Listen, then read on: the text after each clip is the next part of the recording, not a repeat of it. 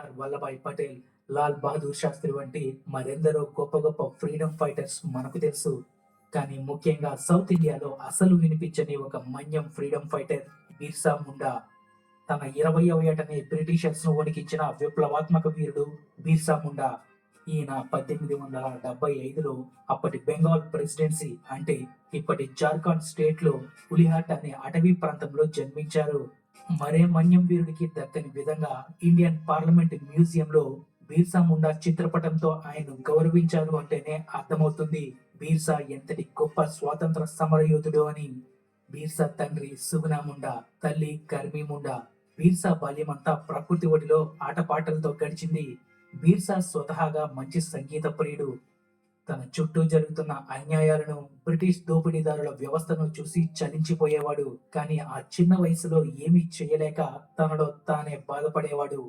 బిర్సా ఎప్పుడూ ఒకచోట ఉండేవాడు కాదు.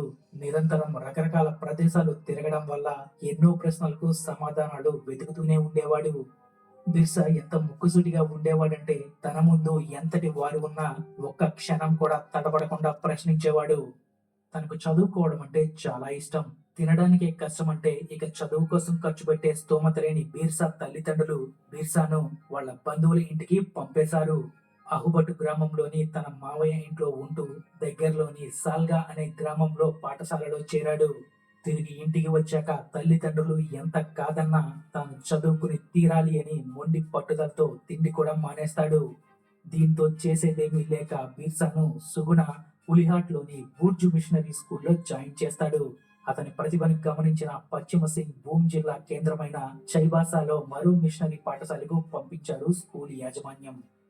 అక్కడ ఆయన పాశ్చాత్య దేశాల చరిత్ర, ఆధునిక శాస్త్ర విజ్ఞానాన్ని ఆకలింపు చేసుకున్నాడు. ఫలితంగా బ్రిటిష్ పాలకుల అణిచివేత, వారు చేస్తున్న దోపిడీని అర్థం చేసుకున్నాడు. విద్యను బోధించడానికి స్కూల్లోని గురువులు బిర్సాను తన మతం మార్చుకోవాలి అని చెప్పారు.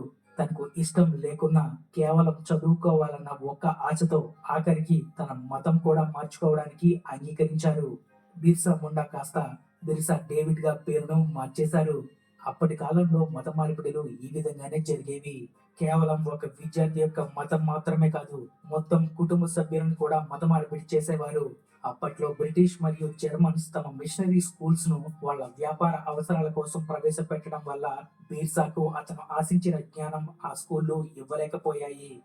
పై చదువులు చదవాలంటే మతం తప్పక మార్చుకోవాలన్న నిబంధన తనకు, తన కుటుంబ సభ్యులకు ఏమాత్రం నచ్చక స్కూల్కు వెళ్లడమే మానేశాడు. తాను మారడమే కాకుండా మతం పేరుతో ఆ స్కూల్ వారు చేసే అఘాయిత్యాలు తన తోటి వారికి చెప్పి వాళ్లను కూడా మాన్పించాడు. మిషనరీల ఆలోచన, ఆచరణ మొత్తం మతం చుట్టూనే తిరుగుతుందని తెలుసుకుని అందులోంచి బయటపడ్డాడు. Do you